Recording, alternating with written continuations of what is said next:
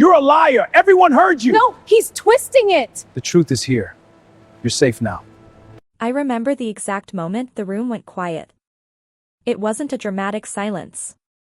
It wasn't the kind you see in films, where everything stops at once. It was more gradual than that, a hush that moved through the crowd like something cold passing through warm air. One conversation ending. Then another. Then another. Until all that was left was Daniel's voice, steady and certain, saying my name like it was something shameful. Eleanor has been stealing from this hotel for over a year. I stood very still. I didn't cry. I didn't shout. I just stood there, feeling the weight of every single eye in that room, and I thought, this is it. This is how it ends. Everything I've built. Everything I've protected. And then I heard a door open. Quiet footsteps. A calm that felt like the eye of a storm. And someone said, softly, let's all watch the footage together, shall we? I have a routine, and I love it. That is perhaps not a thrilling thing to admit. But after years of living inside someone else's chaos, inside Daniel's moods and Daniel's crises and Daniel's version of every single event, a quiet routine came to feel like the most precious thing in the world. Like a hand I had built for myself, steady and reliable, that I could hold on to. Every morning, I arrive at the Ashford Hotel at 7:45. I stop at the small coffee cart on the corner, the one run by a retired schoolteacher named Phil who remembers my order without asking. I cross the marble lobby. I nod to the overnight staff as they gather their things. I sit behind my desk, open my system, and I begin. That particular Tuesday morning was no different, except that it was. I noticed it first in the way Greta looked at me when I walked through the side entrance. Greta Solano has worked the housekeeping floor at this hotel for 11 years. She is not a woman who telegraphs her feelings broadly, she keeps them folded and tidy, the way she keeps her supply closets. So when she paused in the hallway and looked at me with something just slightly off in her expression, I noticed. "Good morning," I said. "Morning, Eleanor," she said. And then, after the smallest hesitation, "You might want to check the guest register for suite 412. I didn't ask why. I thanked her and walked to my desk. I already knew, somewhere deep in my body, in the part that learns faster than the mind, what I was going to find. The name sat on the screen in plain black type, D. Hargrove. Checked in the previous evening. Registered for a 4-night stay. Daniel. I sat with it for a moment. 7 years since the divorce. 4 years since the last time he'd contacted me directly. I had told myself, and mostly believed, that the chapter was closed. That I had sealed it well and placed it far back on the shelf. But here was his name. In my hotel. On a Tuesday morning in October. I took a slow breath. I reminded myself that I was not the woman I had been at 43, standing in the kitchen of our old house trying to explain myself in ways that never landed right, never quite satisfied, never quite ended. I was 50 now. I had built something. I had learned things about myself that only survive pain can teach you. I went to work. I managed the morning. I told myself that whatever Daniel wanted, a room, a break, a business trip, it had nothing to do with me. That is what I told myself. I was wrong. The quarterly staff appreciation gathering was held in the Ashford's private dining room, a handsome space with tall windows and paneled walls, and a buffet laid out by the kitchen team, who always put in extra care for these events. Tom Breyer, the general manager, had organized it. He gave a short speech. There was wine and there were small plates of things, and people circulated in the way people do at work gatherings, with the careful warmth of people who like each other well enough but are still, always, conscious of the hierarchy. I didn't know Daniel had been invited until I saw him standing near the window. He'd been speaking with Tom. That should have told me everything.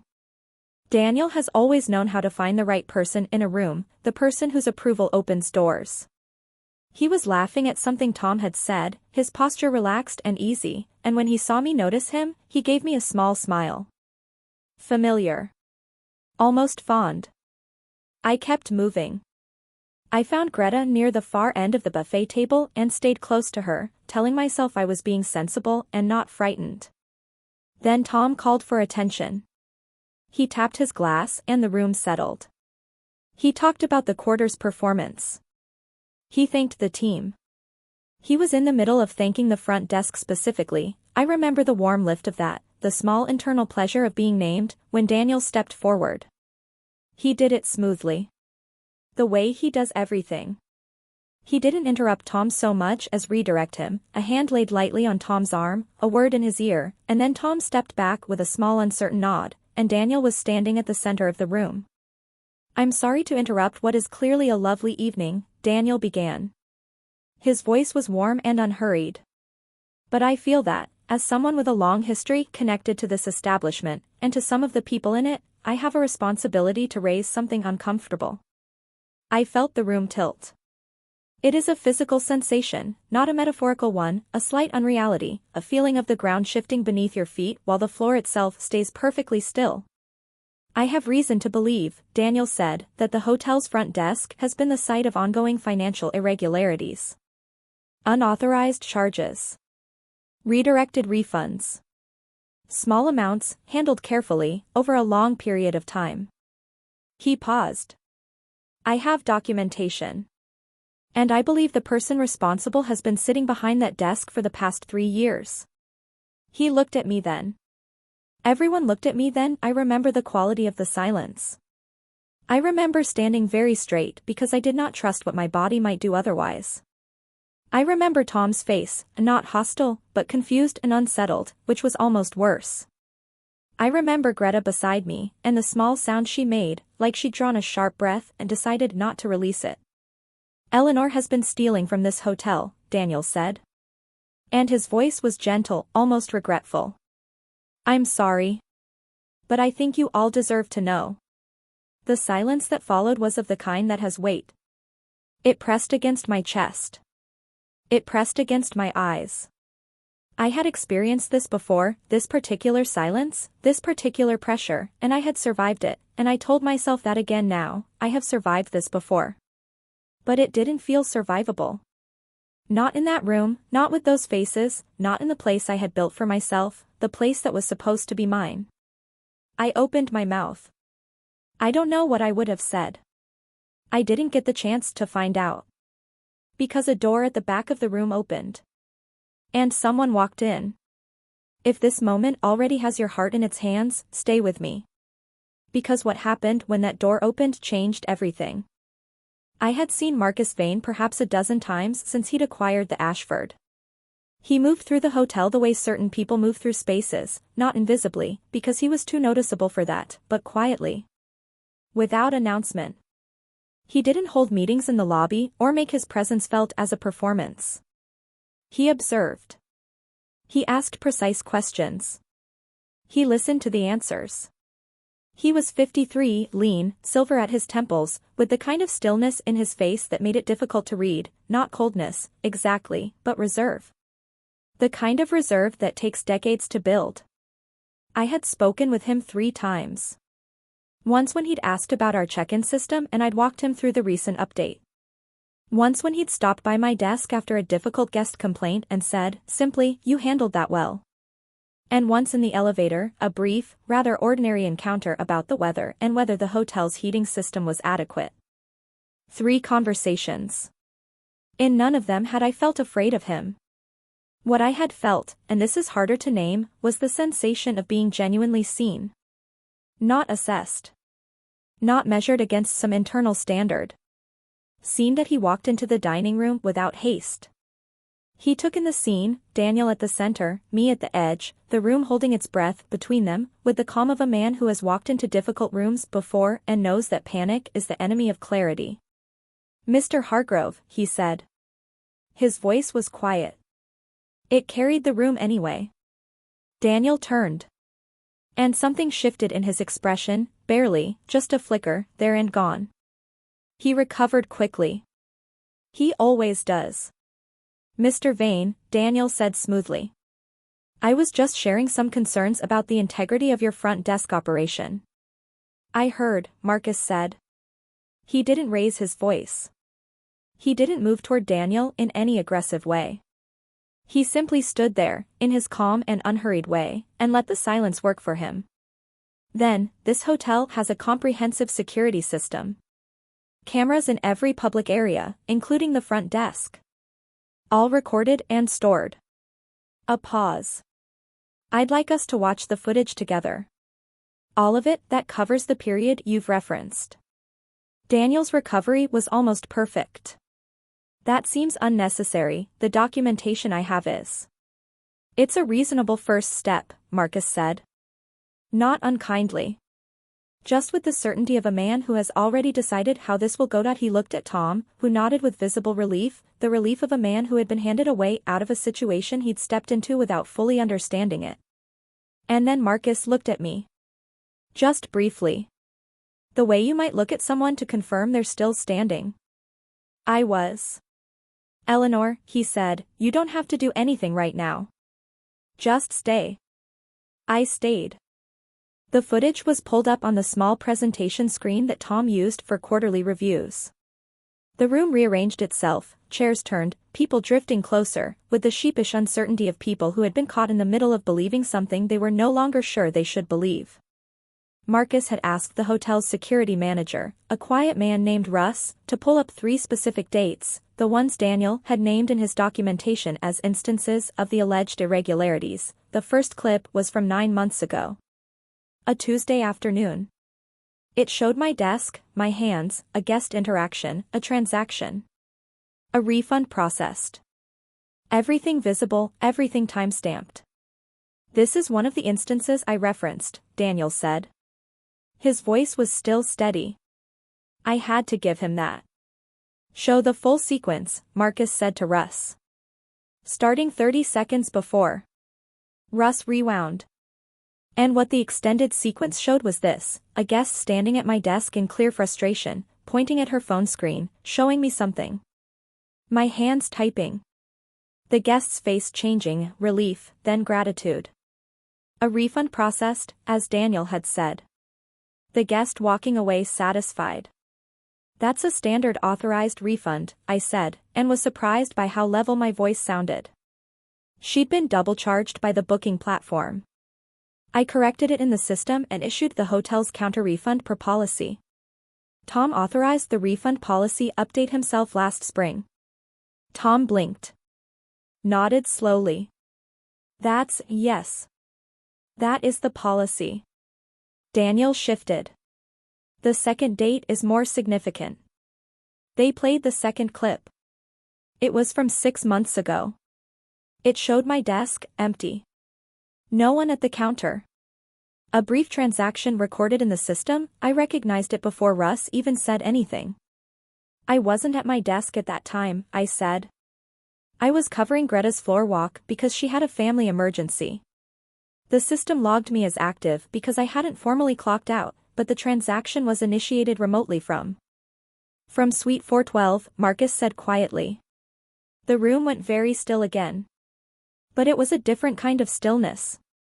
Suite 412 was the room Daniel had checked into the night before. Russ looked at his laptop. Then at Marcus.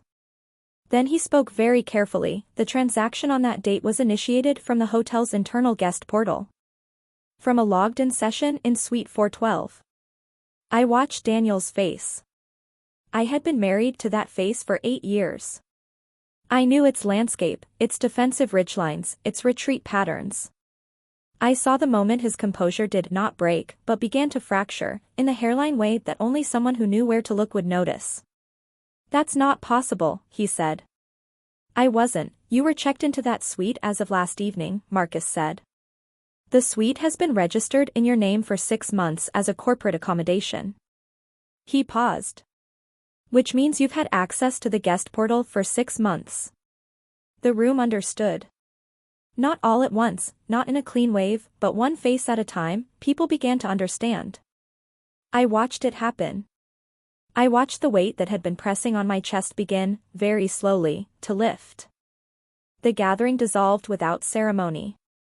Daniel left the room, not dramatically, not in some public exit, but quietly, the way things end when there is nothing left to perform. Tom was speaking rapidly to Russ. Greta was at my elbow before I'd even registered moving from the spot where I'd been standing. "Let's get out of this room," she said. We went to the small staff break room on the second floor. Greta made tea with the focused efficiency of someone who needs something to do with their hands, and I sat at the narrow table and looked at the wall for a while. I wasn't crying. That surprised me, a little. I had been afraid, in those terrible minutes, that I might cry in front of everyone, that my body would betray me in that old, humiliating way. But it hadn't. I had stood very straight and it had held.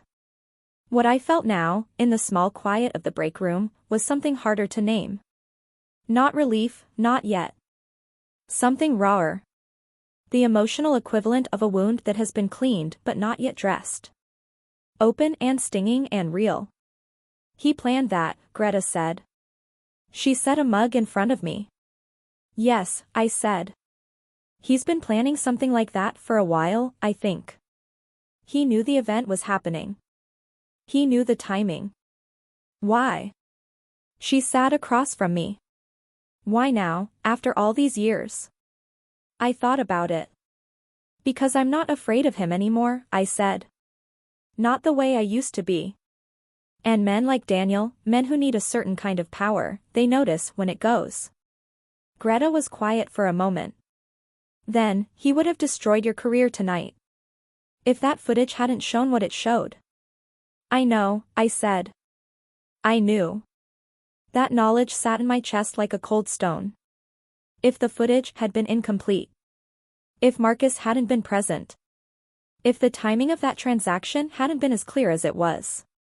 The room had been ready to believe Daniel, I had seen it in their faces, felt it in that silence.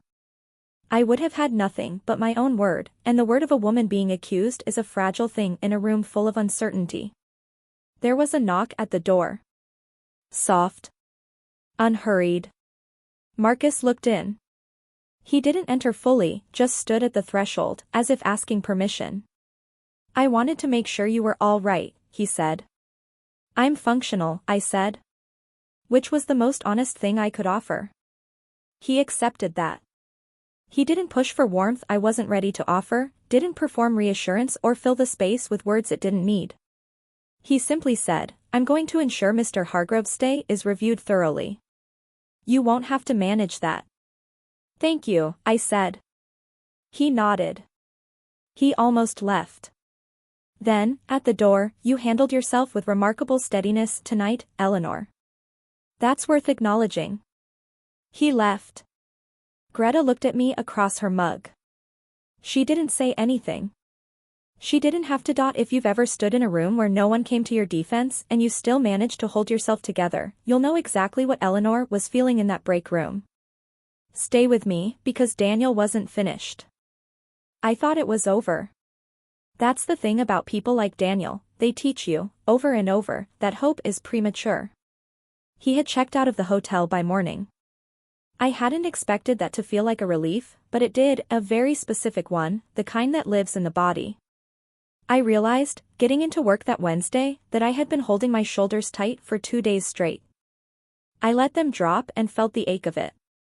3 days passed. Quiet ones. Tom was overly solicitous in the way that people are when they feel guilty about something they almost did. Greta brought me pastry from the bakery down the street twice in 1 week.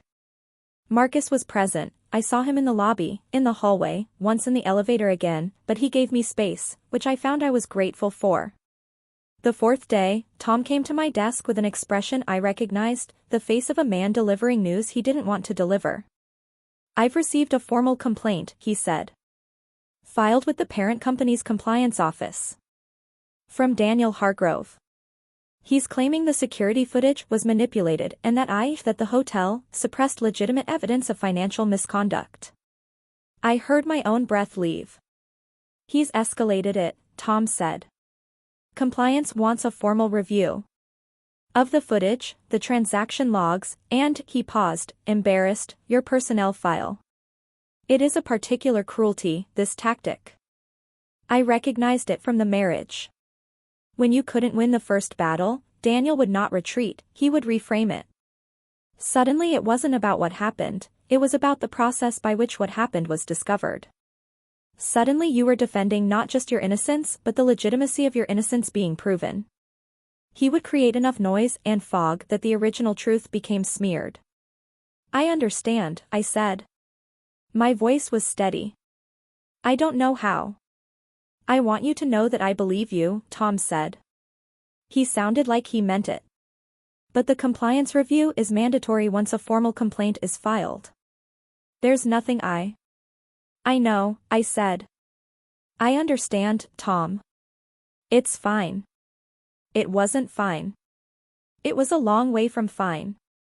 I sat at my desk after Tom walked away and I looked at my hands, the hands that had managed this desk for 3 years, that had handled thousands of transactions, thousands of guest interactions, that had done this job with care and precision, and I thought, he might still win. After everything, he might still find a way to win. That night I drove home in the dark and sat in my car in my driveway for a long time. Not crying. Just sitting. The way you sit when the fight hasn't ended and you are running out of the kind of energy that fights require. My phone rang. An unknown number. I almost didn't answer. Eleanor? Marcus. I heard about the complaint. Word travels quickly, I said. I made sure it did, he said. There was a pause. I need to tell you something. I've been looking into Daniel Hargrove. Not since Tuesday, before Tuesday. When his name appeared on the long-stay guest list 3 months ago, something about the arrangement seemed worth examining. I sat very still in my dark car. What did you find? Enough, he said. More than enough. And I want to show you before I take it to the compliance review. Why? I asked. Why show me first? A short silence. Because this is your story, he said. And you deserve to know it before anyone else does. We met in his office the following morning. Not the formal hotel office off the lobby, but the smaller one upstairs, a quiet room with a wide window looking out over the street, a dark wood desk, 2 chairs. He had a laptop open when I arrived and a folder beside it. He didn't make it theatrical. He simply showed me. What Marcus had found began with the transaction logs. 6 months of guest portal activity, cross-referenced with the reservation records for Suite 412, Daniel's long-stay suite, quietly renewed every 6 weeks under a corporate billing account linked to a shell company. Marcus had noticed the renewal pattern and asked his legal team to trace the account. What they'd found was that Daniel had access credentials to the hotel's internal guest portal that he had no legitimate reason to have. He had obtained them using fraudulent credentials during an industry conference the previous spring, credentials he'd used not just at the Ashford but at 2 other hotels in 2 other cities. This is a pattern, Marcus said. He said it without satisfaction. Just as a fact. A pattern, I repeated. He's done variations of this before. At a hotel in Galveston 3 years ago, a woman in a position similar to yours, front desk manager, recently divorced, established and trusted, was let go after a financial misconduct review. The review was triggered by a formal complaint filed by a former associate. He looked at me. The complaint was later found to be fabricated. But she'd already lost her position by then. I felt something cold move through me. He's done this to someone else. At least once that I can document. Possibly more. I looked at the folder. I looked at the screen. I looked at the organized, careful evidence that Marcus had built, quietly, before anyone had known it was needed, and I felt the particular grief of understanding that what had happened to me was not personal, precisely, but rather the opposite. I was not a target because Daniel hated me. I was a target because I was available. Because I was there. Because the situation had presented itself and he had recognized the shape of it the way a predator recognizes a landscape. He doesn't even hate me, I said. No, Marcus said. He simply doesn't consider you. A pattern, I repeated. He's done variations of this before. At a hotel in Galveston 3 years ago, a woman in a position similar to yours, front desk manager, recently divorced, established and trusted, was let go after a financial misconduct review. The review was triggered by a formal complaint filed by a former associate. He looked at me. The complaint was later found to be fabricated. But she'd already lost her position by then. I felt something cold move through me. He's done this to someone else. At least once that I can document. Possibly more. I looked at the folder. I looked at the screen. I looked at the organized, careful evidence that Marcus had built, quietly, before anyone had known it was needed, and I felt the particular grief of understanding that what had happened to me was not personal, precisely, but rather the opposite. I was not a target because Daniel hated me. I was a target because I was available. Because I was there. Because the situation had presented itself and he had recognized the shape of it the way a predator recognizes a landscape. He doesn't even hate me, I said. No, Marcus said. He simply doesn't consider you. That was, in its way, the most honest and accurate thing anyone had said to me about my marriage in 7 years. The compliance review was held 4 days later. Marcus presented his findings to the parent company's compliance team directly. He did it methodically, calmly, without performance, the same quality he brought to everything. The transaction audit confirmed the unauthorized portal access. The legal trace confirmed the shell company and the fraudulent credential acquisition. The case from Galveston was referenced. Daniel was present at the review via video call, from wherever he had gone after leaving the Ashford. I watched him on the screen. He tried several variations of his usual strategies, questioning the process, questioning the evidence chain, questioning Marcus's motivations. None of it found purchase. The compliance officer, a precise and unsentimental woman named Dr. Harlan, moved through each objection with quiet efficiency. At the end of the review, Dr. Harlan looked at Daniel through the screen and said, "Mr. Hargrove, I'm referring this matter to law enforcement. I'd advise you to consult legal counsel." Daniel's face on the screen was the face I had never quite seen from him before. Not rage. Not deflection. Something smaller than that. The face a man makes when he realizes, finally and completely, that the room has turned against him and there is no performing his way out of it. I watched it for a moment. Then I looked away. I didn't need to watch him understand. I had already survived the harder thing. 2 weeks later, October became November, and the Ashford Hotel dressed itself for the season, small lights in the lobby windows, the smell of something warm and spiced from the kitchen, the particular quality of November light that is more gold than October's but gentler. I had always loved this transition. I loved it more this year. Tom stopped me one afternoon near the front desk. He was carrying 2 coffees and he handed me one, which was both a peace offering and a genuine gesture, and I received it as both.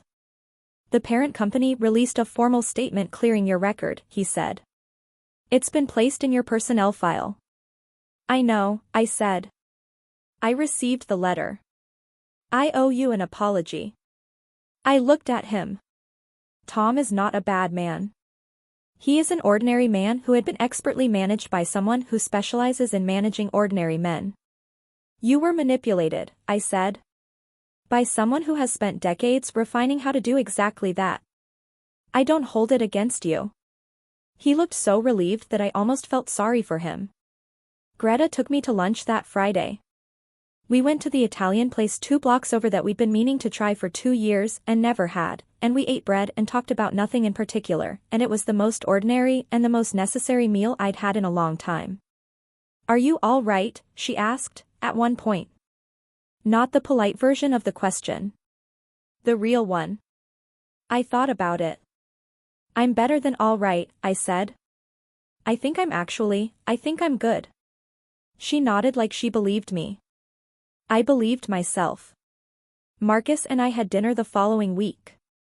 Not a hotel dinner, a real one, at a small place he knew, with a table in the back and no performance of anything. We talked for 2.5 hours. About the hotel, about the city, about a book we'd both read years ago and remembered differently. About his quiet, careful life and mine. He told me something that evening that I've turned over in my mind many times since. He said, "I've been in rooms where everything depends on what can be proven. I've learned that the truth doesn't always save you by itself. Someone has to be willing to look for it. And then, when they find it, to stand up and say, here it is. Here is what actually happened. I was quiet for a moment. Then I said, that's what you did. That's what I do, he said. Simple. Not modest, exactly, just precise. I thought about the woman in Galveston, the one I didn't know, who had lost her job and her reputation to a fabricated complaint before anyone had looked carefully enough. I thought about whether she'd had someone like Marcus. I thought about what it means to be believed. I've been careful my whole life, I said. Careful not to make waves. Careful not to be too visible. I thought that was how you stayed safe. And now, he asked. I looked at the candle on the table between us. Now I think visible and protected are not the same thing. And I think the things I built for myself, the work, the life, those were worth defending. Even when it felt like everything might fall apart. He was quiet for a long moment. Then he said, yes. They were. We sat for a while longer after the dessert plates were cleared. The restaurant had grown quieter. The November night pressed softly against the windows. And I felt something I want to be careful to name correctly, not rescued. Not saved. Not swept into some other version of my life that I hadn't chosen. I felt seen. I felt like the truth of what I was had been held up and found to be enough. More than enough. Something worth standing in the room for. I had been afraid that the Ashford would never feel the same after what Daniel had done there. That every time I stood at my desk I would feel the ghost of that silence, those faces, the weight of those few terrible minutes. But the strange and quiet miracle of ordinary days is that they layer over things. Coffee from Phil on the corner. Greta in the hallway. Guests who need help and are grateful for it. The lobby in November light. The small, reliable ritual of a work I have always done well, in a place that has now decided to stand behind that fact. The chapter is closed. This time I'm certain. And what comes next, the careful, unhurried, worthy thing that comes next, I find I am not afraid of at all. If this story moved you, if Eleanor's quiet courage or the moment the truth finally came to light stayed with you, I'd love to know which part you'll carry with you longest. Stories like hers remind us that truth has a way of waiting, patient and still, until someone decides to look for it.